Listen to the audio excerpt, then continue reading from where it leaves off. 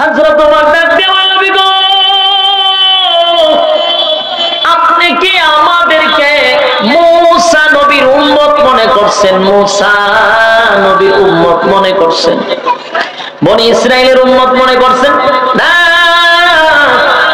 আমরা বনি ইসরাইলের উম্মত নয়। আল্লাহর হাবিব, আমি আপনাকে ওয়াদা দিলাম মক্কা নগরীতে 13 বছর মাইর খাইছেন, আমি আপনাকে একবারও প্রতিবাদের কথা বলি নাই, ধৈর্য ধারণ করার কথা বলছি। আজকে আমি আল্লাহ আপনাকে ঘোষণা দিলাম, আপনার যা আছে তা লইয়া মাঠে নামেন, আমি আল্লাহ আপনাকে সাহায্য করব। আল্লাহ যখন বলছে সাহায্য করো, নবীজি আনন্দের ছুটে বলেন, মালিক আমাকে কতজন বাহিনী দিবা, বলো না কতজন বাহিনী আমার কাছে পাঠাইবা? আল্লাহ কয় 1000 মালাইকা পাঠাবো। নবী কয় না, 1000 হবে না, 2000 পাঠাবো না, 2000 হবে না, 3000 পাঠাবো। নবী কয় না। আল্লাহ কয়, নবী গো 5000 মালাইকা জমিনে পাঠাবো। জোরে কোন জোয়া। খলিফাতুল মুসলিমিন ওমর, হযরত আবু বকর দুজন কান্না শুরু করছে রাসূলের কান্না দেখে, কারণ রাসূল ডাল বেয়ে বেয়ে পানি ছাড়া শুরু করছে। আবু বকর নবীর পিছনে গিয়া বলেন, নবীজি আপনি কাঁদেন না, আপনার কান্না আমরা বরদাস্ত করতে পারি না, আপনার চোখের পানি আমরা দেখলে সহ্য করতে পারি না, কেন কাঁদেন নবী গো জানতে চাই। আল্লাহর নবী বলেন, আবু বকর রে, 13টা বছর মক্কা নগরীতে মাইর খাইলাম, রক্তাক্ত হইলাম, আমার কলিজার টুকরা সাহাবীদের শরীরের মধ্যে এখনো আঘাতের চিহ্ন, আমার সাহাবীদের শরীরের আঘাত এখনো শুকায় না, পেটে প্রচন্ড খিদা, পেটেও খাবার নাই, যুদ্ধের পোশাকও নাই। এই মুহূর্তে যদি আমি যুদ্ধের ময়দানে গিয়া দাঁড়াই, বলো না 1000 অস্ত্র বাহিনীর সঙ্গে আমার এই সাহাবীরা কিভাবে মোকাবেলা করবে? কান্না শুরু করছে। হযরত আবু বকর বলেন, নবী গো, আমার দিয়ে সাক্ষী দেয় আপনার মালিক আপনাকে একা ছেড়ে দিবে না, আপনার মালিক আপনার একা ছেড়ে দিবে না, আপনি কাঁদেন না, আপনি কাঁদেন না। আল্লাহর নবী দৌড়ায় সাহাবায়ে কেরামদেরকে নিয়ে মিটিং বসলেন। আমার কলিজার টুকরা সাহাবীরা শুন, মক্কা থেকে আবু জাহেলের নেতৃত্বে 1000 অস্ত্র নিয়ে সেনাবাহিনী আসতেছে আমাদের সঙ্গে যুদ্ধ করার জন্য। আমি তোমাদের কাছ থেকে জানতে চাই, এই মুহূর্তে আমাদের করণীয় কি?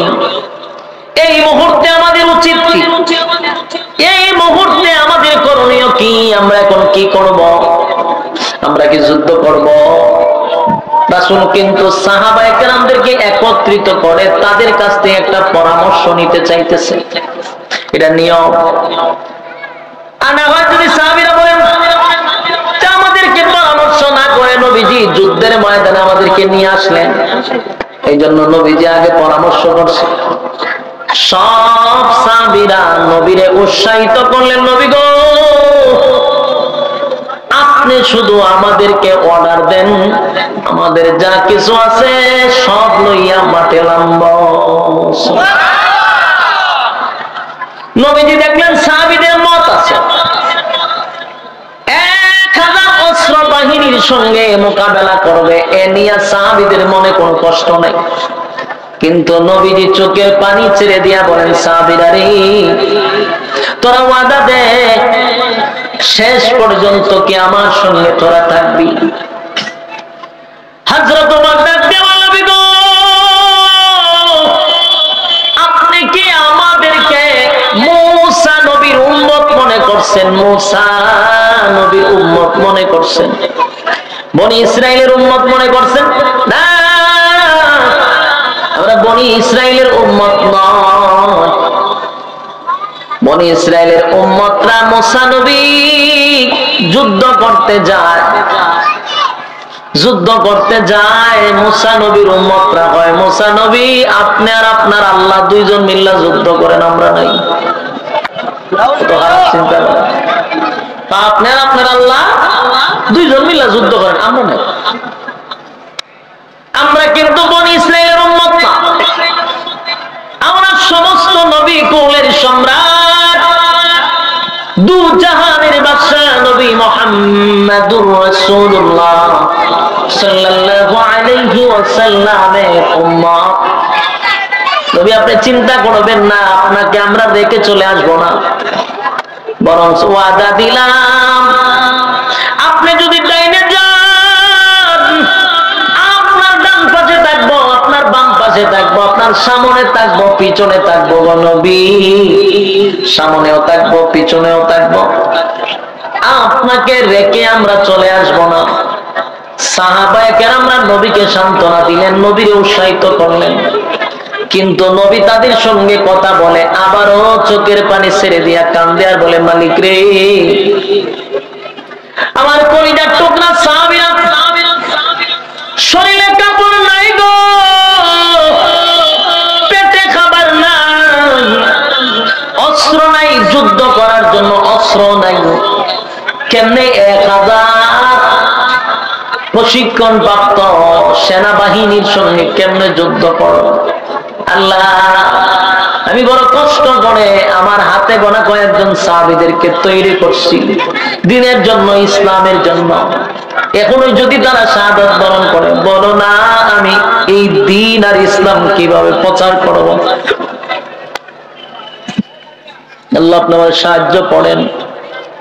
নবীজি কান্দে, কান্না যখন শুরু করে দিল, এক পর্যায়ে নবী কাঁদতে কাঁদতে কাঁদতে চোখের পানি ছেড়ে দিয়া কান্দে। সাথে সাথে আল্লাহ জিবরাইল আলাইহিস সালাতু ওয়াস সালাম রে পাঠায়া দিছে। জিবরাইল এসে বলে, হাবিব আপনি কেন কাঁদেন, কেন কাঁদেন? আপনি ঘাবড়াবেন না, আপনি মন ছোট করবেন না। আল্লাহ তখন নবীরে জানায় দেয়, নবী গো, মক্কাতে 13টা বছর আপনি নির্যাতন সহ্য করছেন, আমি আল্লাহর হুকুমে। কার হুকুমে? মক্কায় 13 বছর নির্যাতন সহ্য করছেন, আমি আল্লাহর হুকুমে। 40 বছর নীরব থাকছেন, সেটাও আমি আল্লাহর হুকুমে। মদিনায় আসছেন, এটাও আমি আল্লাহর হুকুমে। এরপর আবু জাহেল মক্কা থেকে 1000 অস্ত্র লইয়া আপনার উপরে মদিনায় আইসা যুদ্ধ করতে চায় গো নবী। আমি আল্লাহ তো দেখি তারা গায়ে পাড়া দিয়া ঝগড়া করতে চায়, আমি আল্লাহ দেখি তারা গায়ে পাড়া দিয়া ঝগড়া করতে চায় গো। তবে আমি আজকে আপনাকে অর্ডার দিলাম, মক্কায় 13 বছর মার খাইছেন, আমি আপনাকে অর্ডার দেই নাই। আজকে আমি আপনাকে অর্ডার দিলাম, মক্কা থেকে যারা আসবে আপনার সঙ্গে যুদ্ধ করার জন্য, আপনি বসে থাকবেন না, আপনার যা আছে তা লইয়া মাঠে নামেন, আমি আল্লাহ আপনাকে সাহায্য করব। একটা জবান বন্ধ রাখবেন, আল্লাহু আকবার।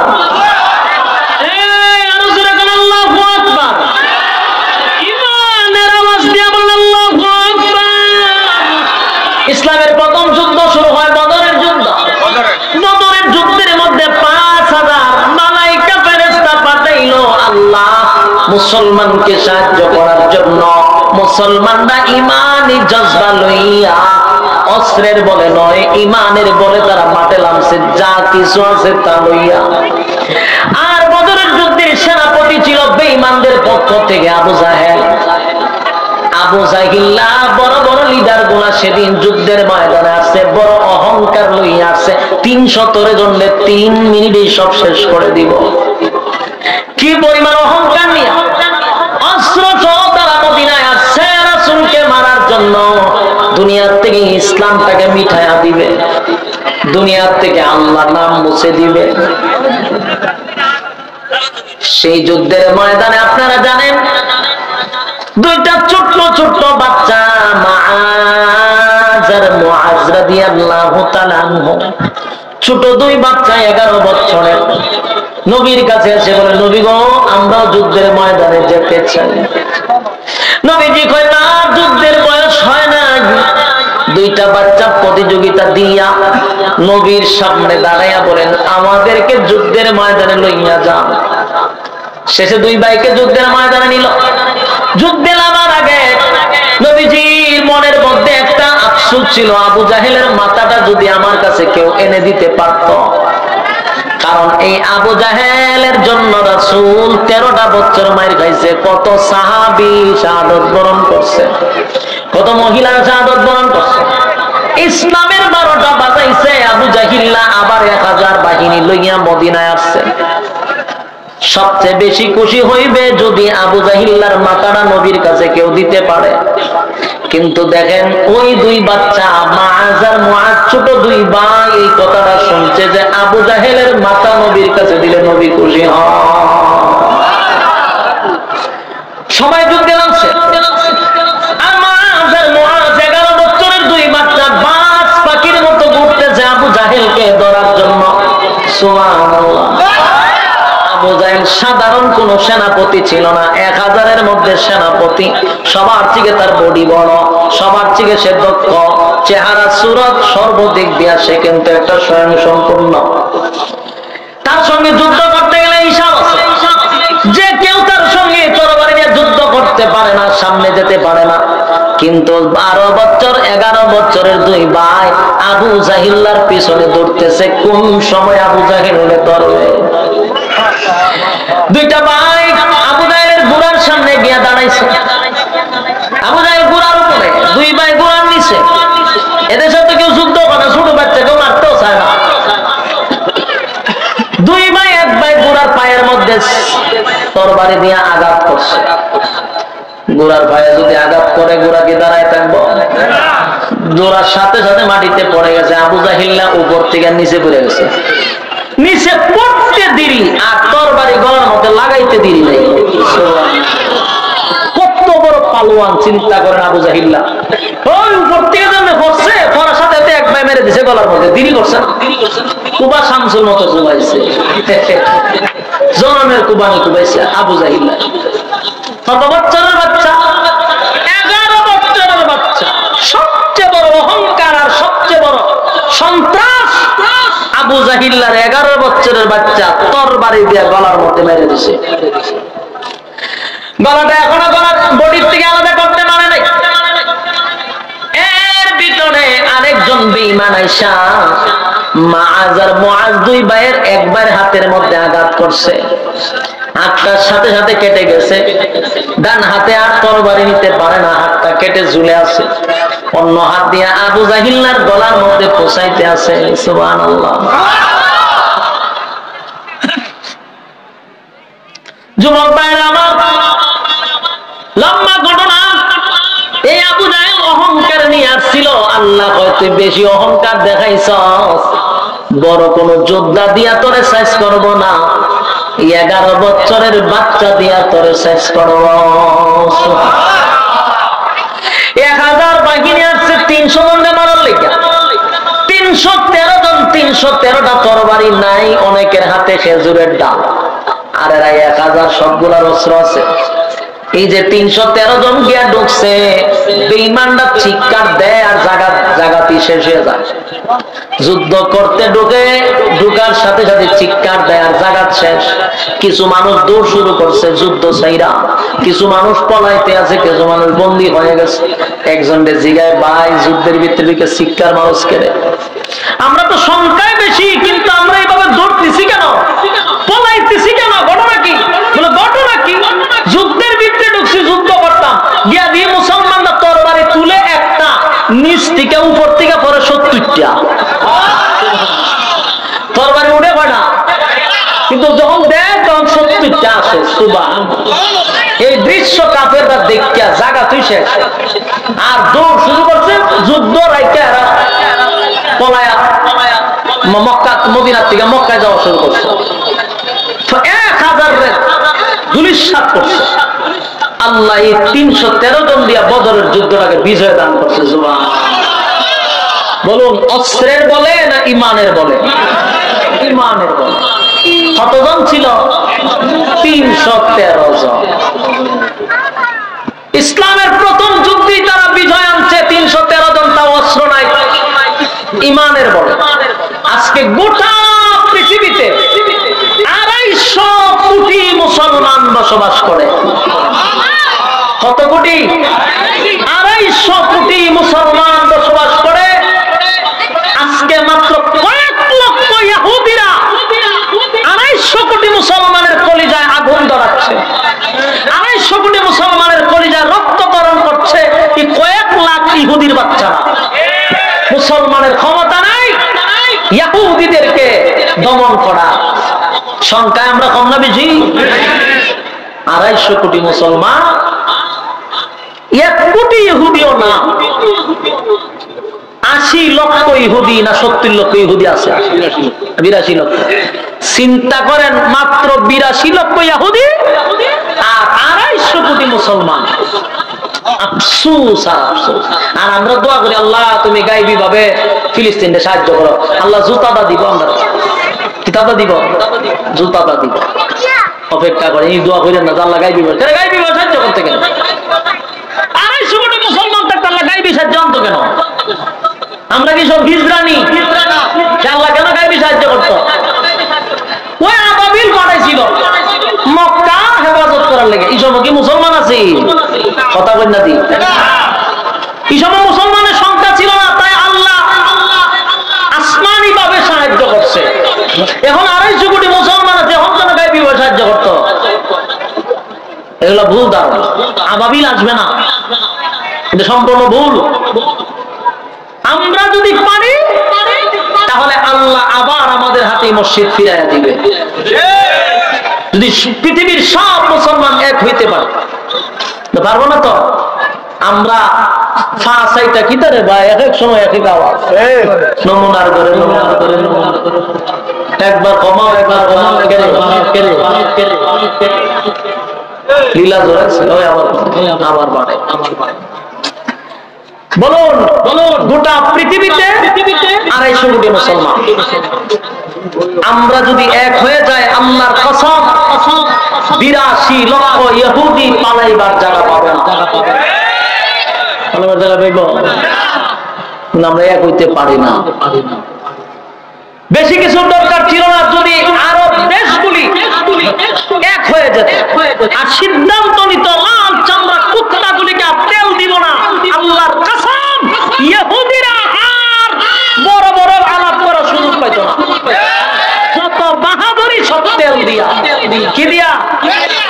কিরে বাইরে কি আওয়াজ করেলে? হ্যাঁ, মানুষ আওয়াজই পায় না, এখান থেকে আবার এখন ধরেছেন আপনার। যে সময় সিলিডিতে মাল আছে, কতক্ষণ পরে পরে কি আপনি ধরেন? ধরে এটা 12টা বাজান, কিছু সময় কথা বলতে দেন। হ্যাঁ বসেন, ধরেন না, কিসে আওয়াজ যায়নি তো হচ্ছে। আল্লাহ তো লড়াচড়া করেন কেন? আওয়াজটা কত সুন্দর আছে। তার 2টা মনিটর বন্ধ করে দিচ্ছে, অনর্থক আনছে, বন্ধ, দুটোটা বন্ধ।